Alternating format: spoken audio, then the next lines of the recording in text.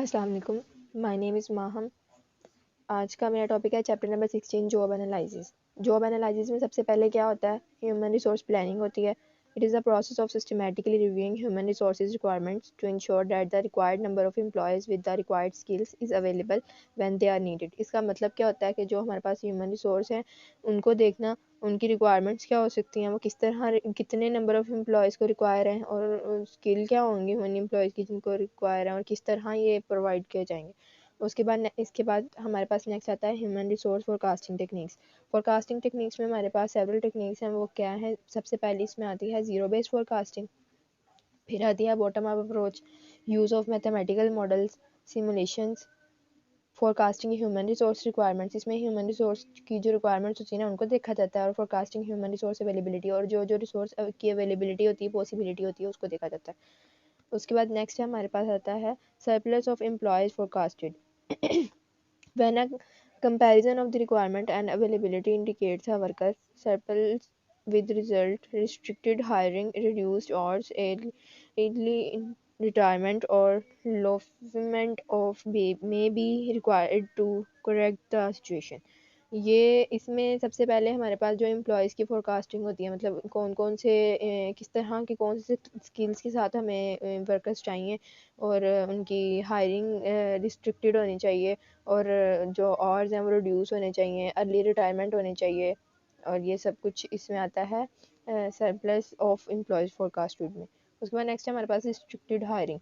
इसमें हमारे पास सबसे पहले रिस्ट्रिक्टेड हायरिंग आता है। मतलब रिस्ट्रिक्टेड हायरिंग का क्या मतलब है? When a firm implement restricted hiring policy it reduced a workforce by not replacing employees who leave. ये इसमें ना जो छोड़ चुके होते हैं ना एम्प्लॉयज, उनको रिप्लेस करने के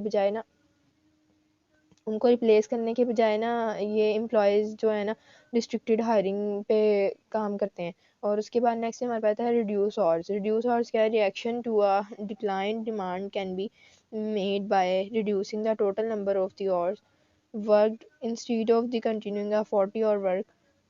Management may be decide to cut each employee's time to 30 hours। मतलब इसमें आवर्स को जो मैनेज किया जाता है कि वर्किंग आवर्स कितने होंगे, उसको कितने में कम किया जा सकता है, किस तरह से मैनेज किया जा सकता है।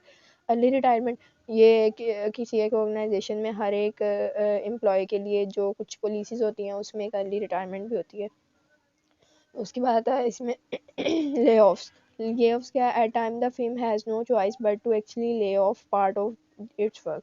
मतलब एक ऐसा टाइम भी आता है जब किसी ऑर्गेनाइजेशन के पास ना कोई चॉइस नहीं होती, कि कोई ना वो आगे जा सकती होती है ना पीछे, मतलब एक जगह पे स्टक हो जाती होती है, पर फिर भी उसे काम करना पड़ता है। अपनी जो वर्कफोर्स है उसके साथ उसे मैनेज करना पड़ता है, इसको कहते हैं ले ऑफ्स। उसके बाद नेक्स्ट हमारे पास आता है shortage of the workers forecasted. Shortage of the worker forecasting क्या है कि जो हमारे पास जो वर्कर्स हैं ऑर्गेनाइजेशन के अंदर, उनकी जो शॉर्टेज हुई है उसको फोरकास्ट करना, उसको देखना, उसे निकालना, ताकि हम उतने फिर और वर्कर्स हायर कर सकें। उसमें क्या क्या आता है? Creative recruiting, compensation incentives, training programmes, different selection standards. उसके बाद हमारे पास आता है succession planning and development. Succession planning and development में क्या आता है? सबसे पहले सक्सेशन प्लानिंग आती है। सक्सेशन प्लानिंग में क्या होता है? एक ऐसी प्लानिंग करनी है हमें जिसके थ्रू हम अपनी सक्सेस को गेन कर सकें। उसके बाद आता है सक्सेशन डेवलपमेंट। सक्सेशन डेवलपमेंट का क्या मतलब है? कि जो हमने प्लानिंग की है उसको एक रियल टाइम में लेकर आना, मतलब रियल टाइम में उसे प्रैक्टिस करके देखना उस पर कि वो जो हमने प्लानिंग की है वो सक्सेसफुल है भी है या नहीं। तो वो क्या होती है? उसके थ्रू जो डेवलपमेंट होती है उसको कहते हैं succession development.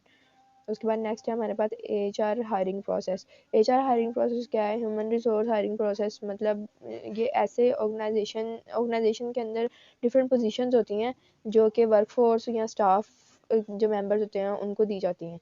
The process include the following steps. ये प्रोसेस जो होता है वो फॉलोइंग स्टेप्स से इसमें आ रहे होते हैं। वो कौन कौन से? सबसे पहले आती हैं रिक्वायरमेंट्स क्या होंगी किसी को भी हायर करने के लिए। उसके बाद सेलेक्ट किया जाएगा रिक्वायरमेंट्स के बाद कि इसमें ये रिक्वायरमेंट्स हैं तो हम इसको सिलेक्ट कर सकते हैं। उसके बाद आता है सोशलाइजेशन क्या होता है? कि एक ही यूनिट में इकट्ठा करना सारी अपने सोशल इन्वायरमेंट के देख के कि कौन सी चीज़ ज़्यादा बेहतर रहेगी हमारी ऑर्गेनाइजेशन के लिए, उसे हायर करना।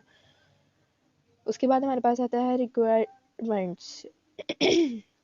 Requirements क्या है? It is a process of attaching individual on a timely basis in sufficient number and with appropriate qualifications and encouraging them to apply for jobs with an organization. उसके बाद हमारे पास आता है goal of requirement. Requirements के goal क्या क्या हो सकते हैं? To attract qualified applicants, to discourage non-qualified applicants. उसके बाद आ जाता है हमारे पास यहाँ पे constraints of the requirement process. हमारे पास रिक्वायरमेंट प्रोसेस के जो कंस्ट्रेंट्स हैं वो कौन कौन से हैं, उसमें सबसे पहले आता है इमेज ऑफ द ऑर्गेनाइजेशन, और नेक्स्ट है हमारे पास है एक्टिवनेस ऑफ द जॉब और गवर्नमेंट इन्फ्लुएंस, और लेबर मार्केट इन्फ्लुएंस ये भी इसमें ही आता है, और रिक्रूटिंग कॉस्ट ये भी इसमें आता है, और global issues, diversity through required efforts, मतलब जो हमारे पास है ना, हमारे पास जो हम रिक्वायरमेंट के थ्रू सारा प्रोसेस कर रहे थे उसमें जो एफर्ट्स हैं उनको डाइवर्स करना। उसके बाद नेक्स्ट हमारे पास आता है philosophy of the requirement. Philosophy क्या हो सकती है रिक्वायरमेंट्स की, उनको देखना। इसमें की दो तरह की आती हैं, इंटरनल रिक्वायरमेंट और एक्सटर्नल रिक्वायरमेंट।